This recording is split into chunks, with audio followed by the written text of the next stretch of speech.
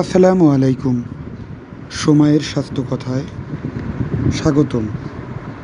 বন্ধু সকল, আজকে আমরা এসেছি একটা গুরুত্বপূর্ণ ভিডিও নিয়ে, যেটা হচ্ছে গরমের সময় আমরা বিভিন্ন সময় চলতে ফিরতে বাহিরে রাস্তাঘাটে হরহামেশাই পানি পান করে থাকি, কিন্তু না, এই পানিটা মোটেও বিশুদ্ধ না।